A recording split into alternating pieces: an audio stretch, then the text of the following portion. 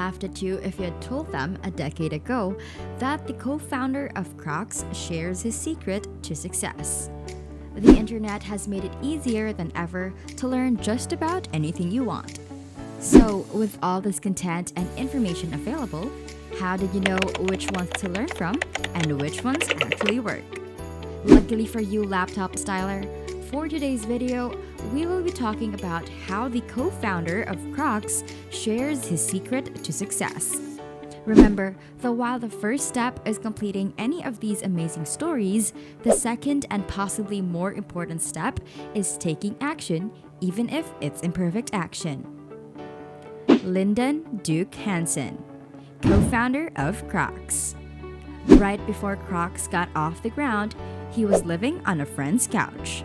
He had just turned 40, his wife had left him and taken the kids, his job had dried up post 9/11, he lost his house, and his mother died. A couple of friends, Scott Siemens and George Bodecker, suggested they all go boating in Mexico and have some fun. At that time, Scott was working with a Canadian company making a clog with cutouts, but the company couldn't sell them. Scott is an inventor by trade and an avid boater. When he tried on the original, he loved that it was comfortable, slip-resistant, could float, and didn't stink like most boating shoes do. He developed a strap that turned the clog into a shoe that won't fall off. Scott brought the shoes along on their vacation and asked George and him to try them on. They told him those are ugly, and he said, "I know, but they have a lot of utility." After a few days, they were sold on them too, and they decided to start a company. None of them came from the shoe industry, and they had no idea what they were doing. They opened a warehouse in Miami and lived on a boat to keep expenses down. They first sold the shoes at a boat show in Fort Lauderdale in 2002. Their booth was swarmed and they sold just about every pair we brought with them. Not just to boaters, but restaurant and hospital workers too. They knew then that they had something. Initially, they made only adult shoes, but after they took off, people said they ought to make them for kids too. Children are drawn to them for the colors, but they also feel empowered because they can put them on and take them off themselves. They get letters from parents who says their kids won't take them off even at bedtime or in the bathtub. Plus, Crocs is an easy word for kids to say. Crocs reached the milestone of becoming a $1 billion company, which was unthinkable just a few short years ago. The first few years of the company's existence were marked by phenomenal growth. However, when the economic downturn occurred, the company began to experience a loss in revenue. Back in 2008, it reported a loss of $185 million. And in 2009, it reported a loss of $42 million.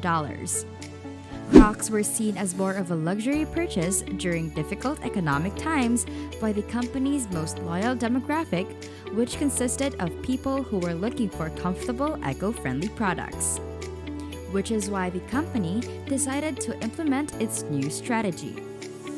Back in 2010, they launched its first global marketing campaign with the help of advertising agency Kramer Krasselt, which has previously worked with clients such as Porsche and Corona. The campaign targeted a wider demographic, including children and women. The advertisements were also more seductive than anything else they had done in the past. At the end of year 2010, the company had a net profit of $67.7 million. Even though there were other elements that contributed to the success of the company, it is evident that there were two things that helped propel it into something significantly larger. 2. Utilizing the most tried and true advertising method, selling sex to go big while remaining true to its message. And number 1, targeting a very specific demographic initially, which helped the company acquire a loyal following. Back then, they launched a new campaign with a billboard in Times Square, and it's also planning to advertise in US Weekly. proof that it's reaching a much broader new audience than it did a decade ago when it did so via NYT. In the world of fashion, in order for something as distinctive as Crocs to endure, you need a quality product, loyalists, and high-profile names who validate the product, all of which it has specifically. We heard the point of view of the co-founder of Crocs. Now let's move on to the point of view of the CEO of Crocs. Crocs have been dubbed the "it show" of pandemic, as the clog has become a closet staple for consumers looking for comfort while living a more casual lifestyle during the crisis. Crocs' popularity helped propel the company to record sales in the most recent quarter, but investors sold off the stock, fearing the worst was yet to come. The stock fell 3.8% to $80, but it has more than doubled in the past year. The pandemic has allowed us to reach new customers. Crocs CEO Andrew Rees told us power lunch. But I think consumers are also focused on what we can offer them in the future. Rees expressed confidence in the brand's ability to grow through product innovation, such as the addition of new sandals to its portfolio. He also mentioned that the footwear brand was popular prior to the pandemic, putting them in a strong position when COVID-19 struck. Sandals is a large product category, and the global market for us around sandals is about $30 billion, Rees said. The growth of their shoe charms, or gibbets, contributed to the brand's successful year, with sales doubling over the previous year as loyal Crocs fans personalized their shoes to make them one of a kind. Justin Bieber, Post Malone, and Priyanka Chopra are just a few of the celebrities who have endorsed the shoe. Crocs announced that its fiscal fourth quarter net income increased to $183.3 million, or $2.69 per share, from $19.9 million or 29 cents per share a year ago. Crocs earned $1.06 per share excluding items. The company's revenue increased by 56.5% to $411.5 million. Crocs expects revenue to increase by 40% to 50% in the first quarter and by 20% to 25% for the entire year. Crocs hired Andrew Rees as president in June of 2014 to fix the company. Crocs, the best known for its foam resin clogs, was in trouble. Stores were having a hard time, expenses skyrocketed. In addition, the marketing was lacking. Slow sales and a string of losses resulted as a result of these problems. The year Rees joined the company lost nearly $19 million in accounting terms. But Rees, a seasoned brand manager, saw Crocs' potential. He was also aware that he was up against significant obstacles. Rees, 53, told Investors Business Daily, "What I saw back in 2014 when I started with Crocs was an incredible brand with incredible passion, but with untapped potential. I also saw a brand that could grow significantly in size and profitability, as well as become increasingly relevant to millennials," he said. "We've begun to demonstrate that over time." Rees was absolutely correct. Crocs reported a net profit of more than $119 million last year, reversing years of losses. Even as the company struggled to stay afloat, shares have risen 70% since Rees took over as president, outperforming the 500's 50% gain. In June 2017, Rees was named CEO. The company has made a profit for 3 years in a row on an adjusted basis. Even with the coronavirus shutdown, it's on track for a fourth. Revenue is increasing as well, reaching $1.2 billion in 2019, up 13% from 2018 and a new high. Crocs also has a line of shoes for medical professionals. It's also giving out 10,000 pairs of glasses every day to people fighting the coronavirus. How did it pull it off?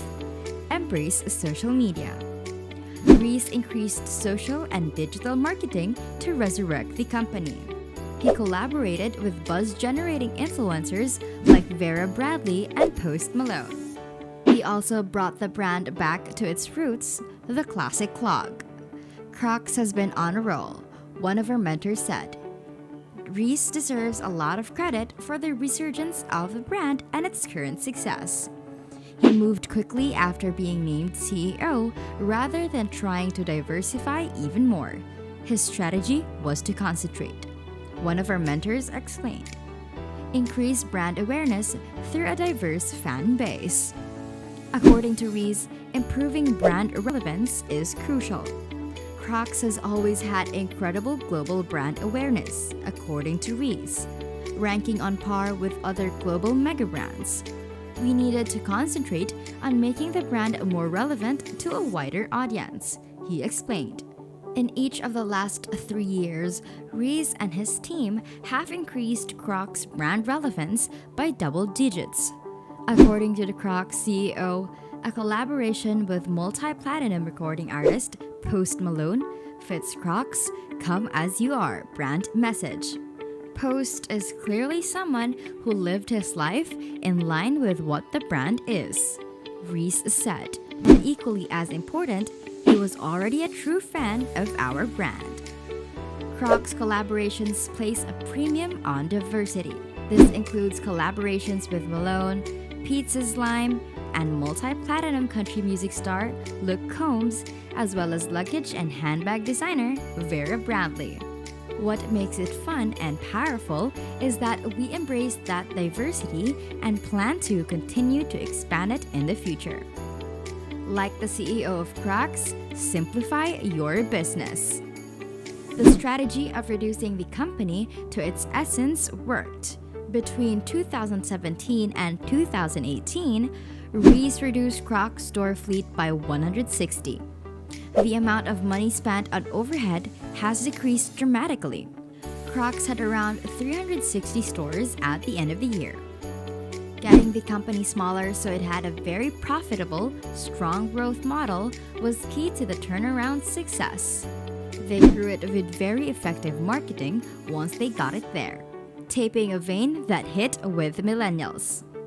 Enjoy a little healthy controversy. Crocs' cool factor was also boosted by Rees' revitalization strategy. According to Rees, the brand wasn't always well liked.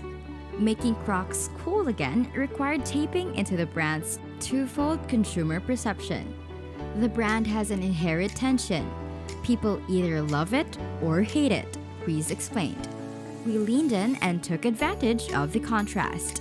And we discovered that by doing so, you can generate a lot of conversation. As a result, Crocs were exposed to a larger number of people. Crocs CEO, adapt to your customer's need. Rees also recognized that the Crocs customer base was maturing and would be a good fit for expansion.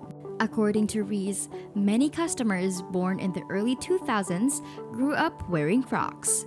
It's possible this was their first pair of shoes. That emotional connection is extremely valuable. They have a very different perspective on what they look for in a shoe than previous generations. They value comfort and want high-quality, lightweight shoes at a great price, Rees explained. With over 25 years of experience in the footwear and retail industries, Rees is well-equipped to spot demographic gold. Rees was the managing director of LEK Consulting before joining Crocs. For 13 years, he founded and led the firm's retail and consumer product practice. From 2013 to 2014, he worked as a consultant for Crocs while at LEK. Make the strategy known to everyone. Rees discovered that being a strong communicator of his strategy and plans is the best way to set his team up for success. It's important to humanize yourself and be someone people feel comfortable speaking with in a larger organization. That's how you get the most out of people and hear their amazing ideas. Understand your fundamental principles. While making difficult decisions, Rees stays true to his principles. Hire great people and keep them engaged, Rees says of his first management philosophy. The second one is make sure your team understands what we're going to stand for and what we're not going to stand for.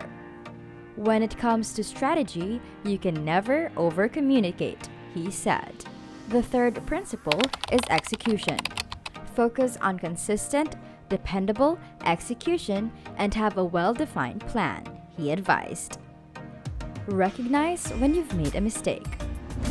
Another tenet of Rees' philosophy is that he avoids the temptation to be right all of the time. What matters is reaching a point of agreement and moving forward. It's critical to relinquish your right to be right in order to instill a sense of we're all in this together and demonstrate to everyone that you're truly working together. Rees' philosophy now includes a new tenet. He claims that the customer strategy that works in the United States also works in other major markets around the world.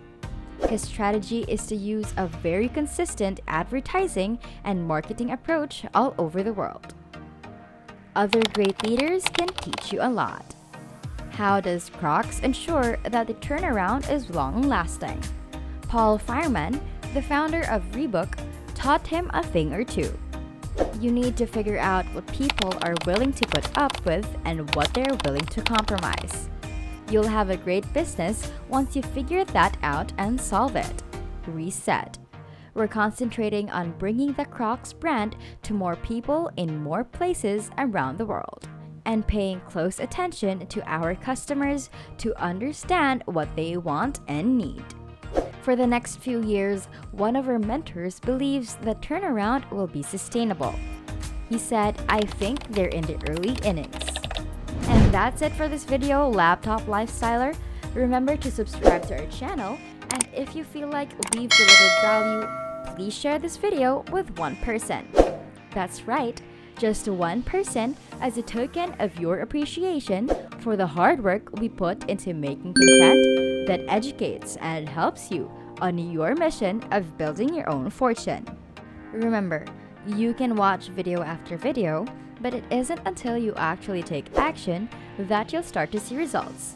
See you soon!